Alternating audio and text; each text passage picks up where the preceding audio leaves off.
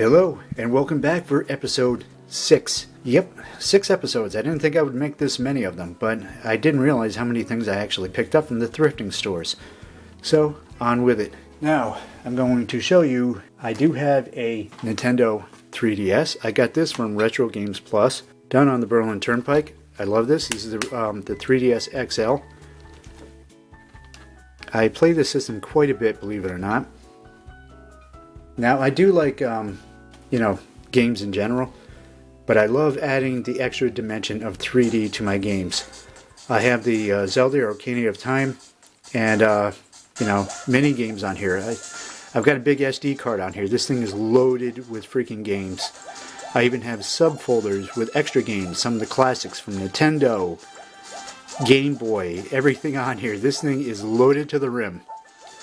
So, yes, I do love my 3DS very much. I play this a lot because I do drive a lot. It's the one system I can take around with me. Great case, and I love outer space theme kind of things. I'm really into outer space, so this was a great find at Retro Games Plus. Now for some of the games I got, it is backward compatible with the DS, so I picked up this Super Mario Brothers at Celestine. I picked it up at the Celestine Pawn. It's in Cromwell, right across from the Stop and Shop. I got this for, I think, about $10, and you can barter with the guys too because it's a pawn shop. So I really wanted to play these. I remember this was a big hit. It's really good. I love it. This one I just picked up today, actually. I picked up another DS game, didn't work, so I exchanged it for this one. This one's the Need for Speed Undercover, which I have on the PlayStation. And this one's got much worse graphics. It's terrible compared to the PlayStation version, but I like it. It's still racing. Then I got Metroid Prime Hunters, which I never even heard about, so I had to pick it up and give it a shot. I love the controls on it, where you have to use the touch screen to be able to look around, and you use the joystick to move, and you can use some of the buttons for the extra features, which is totally original. I like that a lot. Here's Grand Theft Auto Chinatown. I know you can get on mobile phone and all that other stuff, but I prefer it on the 3DS screen. It's a really good game. It's top-down view. It's not 3D like all the other recent Grand Theft Autos, but it's got a great story. Badass story. Here's John Madden Football. I always have to have a football game on every console, just so that way I can get my football feels out of the way. It's not a very good, really bad graphics on this, but it feels like football. So here's Brain Age, which I do love brain exercise games. And I got Brain Age 2. So that way when I'm done with the other one, I'll move on to this one and, do my exercises for the day. They do work. It's I'm not going to go into detail. Here's Super Mario 64 on the DS. I was hoping that they would do it in 3D, but they didn't, on the 3DS. I'm not sure if they did or not, but, at least I got the Mario 64. It's the one game I still haven't beaten. I got right up to the very end, and I never finished it. So, now I can do it. However, this version is a little different, because instead of playing with Mario, I start off with Yoshi, and, I wish they didn't do that.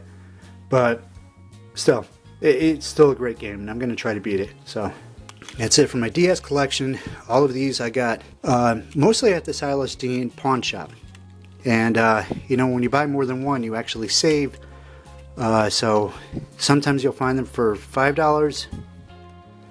$10, $10, $8. It's much cheaper than you'll find at Retro Games Plus. Then I have my 3DS collection. It's not many, because I thought the 3DS had more games, bigger hits, but it doesn't. I really wish they would make more games for it. But here's Luigi's Mansion. This is a really good game. I've been really addicted to it. I never finished it and kind of got tired of it, but I'm going to pick it up and keep playing. As I said in another episode, I got Zelda Ocarina of Time in 3D. Love it, love it, love it, love it. Like crazy. Playing this game again in 3D is awesome. Zelda, I only played a little bit of this just to sample it, because I want to finish off the other one before I move on to this one, but it looks really good. Beautiful graphics. Super Mario Brothers 2. New Super Mario Brothers 2 in 3D. It's not really, I don't think it was in 3D, I can't remember, I didn't play much of it. Here's the Super Smash Brothers 3DS. Great game. And Pokemon Y, which I can't believe I found that. That was also at the Celestine for only $10. You know, this game's not that old. Got it cheap. This one I think I got at Retro Games Plus. Celestine. It says, what, $12? I didn't get it for 12. I think I got it for about 8. This one says 20. I know I got it less. You can barter with them, so I got it cheaper. This one was Retro Games Plus. And this one I actually found at the Celestine Parkway. I think at the time at Retro Games Plus, even the used one was around $30. I got this for half the price, so cool. Oh, this one. Picked this up today. This is the Ultimate Free, or NES Remix Free. It's like a little tidbit of every single classic NES game, but it gives you challenges where you gotta like collect 3 hammers from Donkey Kong in a certain amount of time, see who can do it the fastest. Doesn't sound that great, but it is so freaking addicting. I love this very freaking much. I'm so happy I picked it up. Got this at the Celestine pawn shop too. They gave me a much cheaper price than that. This, I'm trying to speed things up because I got too many things and I want to end this.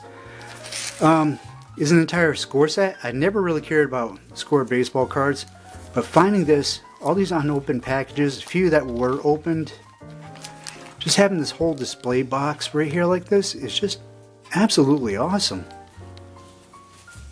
And look at that.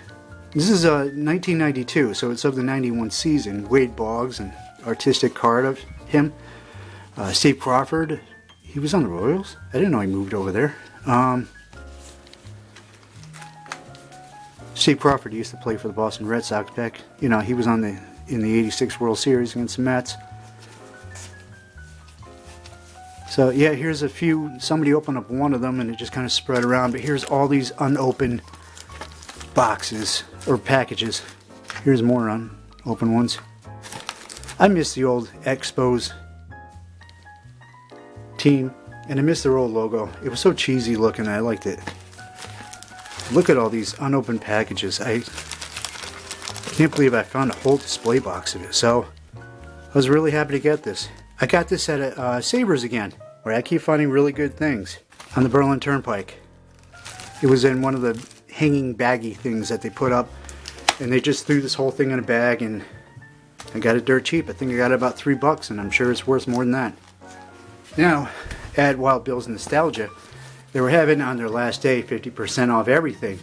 They didn't mean their baseball cards. They wanted to keep that out of the sale, but one of the family members that was running the place didn't know that, and they sold it to me for half off. So I got 1988 Fleer. I was really trying to find the 1986 season, but this was all they can get. I did eventually get the 86 season on the very last day of Wild Bill's Nostalgia, and here it is. You know, it's not the original box. It is open, but the cards are in mint condition. Every one of these that I found are just excellent condition. I didn't really collect Fleer cards back in the day, but I did buy some of these cards, so this does bring back some feels. BJ Surhoff, Tom Foley, Wallace Johnson. I still remember a lot of these players and the old Expos logo. I love that logo. Alright, so that was Fleer. I'm trying to hurry up because I'm doing this standing up and my back is hurting doing this. Alright, so here we go. 1988 Topps. Instead of the Fleer, we got Topps here. This is also at Wild Bill's Nostalgia. I got this on that first trip on one of my past episodes. I like these cards. I like how they have the team names right at the top. Very pure, very simple, but each one, like each Angels card, was in red with a blue border, you know, so each thing had a theme. He was the Pirates with a black border, yellow outline, you know, and it was kind of simple, but I love the backs of these cards. You can see the little tiny print of the baseballs going across the top border. Really cool. And it was kind of yellowish too, instead of that regular red color that most of them had in the previous years. That wasn't where they belonged, so I hope I didn't hurt them. Ouch, back hurting. Okay, so 1987 Topps. These I love very much. Let me get down on my knees here. Ah, God, my back. Ooh. All right, here is the 1987 Topps. I love these. The backs, you know, multicolored. It was a typical, you know, cardboard look, but they're printed in yellow around the statistics. I love stats very much. I loved reading the backs of these cards, but I really love the front. You know, the regular logo and the wood grain all around the outside. That wood grain was just beautiful. Such a brilliant idea. Not really picking up any players I remember. Brian Downing, he was a Rookie of the Year, I believe. Reed Nichols. Usually the first thing I grab, oh, Jesse Orosco, he was a great player. I think he was a relief pitcher for the Mets. Paul Molitor, my God, that guy was awesome. He was a great hitter. Jesse Barfield, major slugger back in the day. Mike Marshall, Dwayne Murphy of the A's. Remember Stewart of the Oakland A's? He was like a Cy Young pitcher for like 1 year and just dropped off. So I love having this 87 set though. Topps. This really brings back a lot of feels. I was big time into baseball at this time, including 1986. Even though the Twins went on to win the 87 World Series. All right. And what is this one? Oh, 86. I think this is the 86 Topps. I had gotten 2 of these actually because I got them, you know, cheap at Wild Bill's Nostalgia. So I got this one for me and I got the other one for him. I really wanted the 1986 season. This season meant so much to me. So many good memories. Roger Clemens, Wade Boggs, Darryl Strawberry, Dwight Gooden, Gary Carter. I know I'm saying all Mets and Red Sox, but you know, that World Series meant a lot to me. But there were so many other great players all the way across the spread. And these cards, you know, are not really very attractive. It's very dumb with the black top and the white around the bottom. Just simple color themes to the team's names. No logos or anything, but it meant a lot to me. These cards were so much information loaded with statistics. I got to know, well, this player was good at one time. Why does he suck right now, you know? I love these cards, and they were printed really well for the 80s, you know. They always had a little trivia, little facts on the back. And they, you know, it just meant a lot to me. This was the very first year that I really got heavily into baseball. Kirk Gibson, fantastic player for the Detroit Tigers. Carlton Fisk, here he is. Chicago White Sox. Buddy Bell, he was good for a little while. Tim the Rock Reigns, this guy was great. Big slugger out in Montreal. Charlie I never knew how to say his name, but he was a great pitcher for the Texas Rangers. Paul Molitor again. This guy, good hitter. Was. The old checklist. I used to love having these cards. Back then I wasn't really collecting them because I didn't know they'd be worth anything, so I would actually mark off what I did have. Bobby Valentine was a great manager.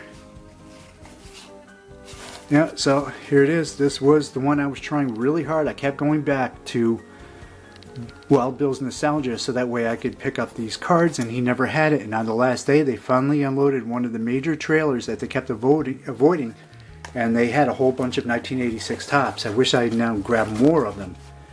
This set means so much to me. This was such a treasure find. I adore these cards with everything I've got. I'll give all the rest of my baseball cards to my older brother because he's the one that got me into baseball, but this set I want to keep with me. I'll even take it to Cambodia or Taiwan, wherever I'm going to teach English.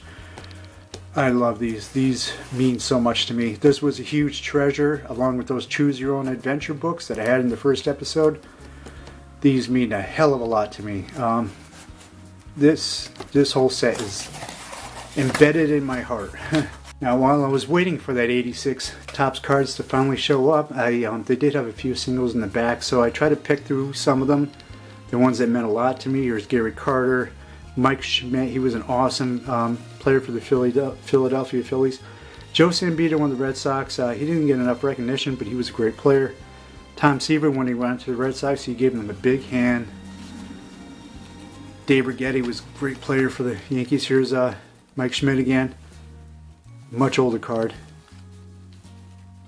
Steve Crawford, his early days. Ed Romero, he was a great shortstop.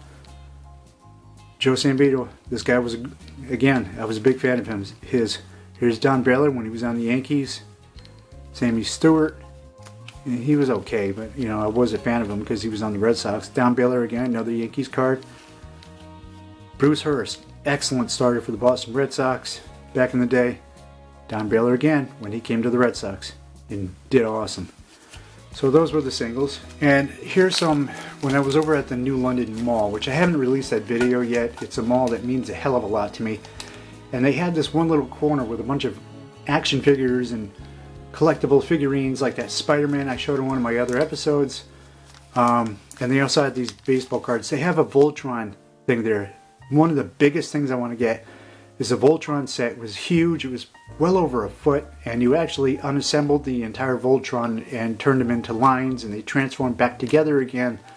It was a toy I wanted so bad when I was, around 11, 12 or something like that, and I never got it, and I'm still wanting to get it. That's another thing I left over there, I forgot to include in these episodes. I did get a Voltron thing, but it's not at all anything like the toy I wanted.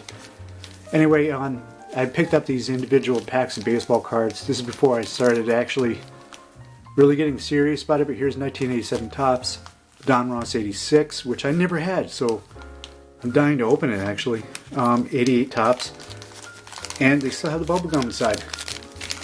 This I picked up because it meant a hell of a lot to me. They had the Blades of Steel from Konami. This game really, I loved it. I knew the NES didn't have enough power and it couldn't really take all the arcades home with you. You can get translations of it, dummy down versions, but Blades of Steel was awesome. It had that, during in between periods, you could actually play like the demo of, I forgot what this shooter was. I think it was Gyrus or something like that, but to have a game inside of another game was phenomenal to me. So I love this game. I was really into the hockey games on the NES. This one was the ultimate. Konami ruled. I was a big fan of theirs. They made Castlevania and stuff like that. I love this cartridge, and I used to like the old Atari 2600 cartridges. I would hold it and think, my God, I got the actual game right here. It's like having an entire cabinet in this little box. Except with the Atari 2600, the prongs weren't hanging out like the NES version is, so I'm not even sure if this one works, but it just, holding this brings back so many memories. So, major retro feels right now. I love this. And the label's in mint condition too, perfect condition. So, I'm happy to have this. I don't have the NES, but I can pick it up anywhere. So here's something I forgot to include. It was my baseball card sets. Here's the 1988 Donruss baseball cards in puzzle. I picked this up at Wild Bill's Nostalgia too, but this one I can't really look through the cards because each one is individually sealed like a block. So they start off with like a Legends card on the front. They're all the same, and then you'll get the actual cards on the back. See, there's the players' names on the back. So someday I'm going to cut these decks open and take a look at them, and somebody had already cut open the puzzle cards. This is the entire collection, so you can just pop all these out and it'll make that you can put together yourself, which was a cool idea. In the next episode I'm going to show you some of the PlayStation games and stuff like that I got. So I'm going to end this at this, since for some reason the battery cut out on me even though it's not dead yet. So I'll see you guys in the next episode. Later. Click like, subscribe. Bye.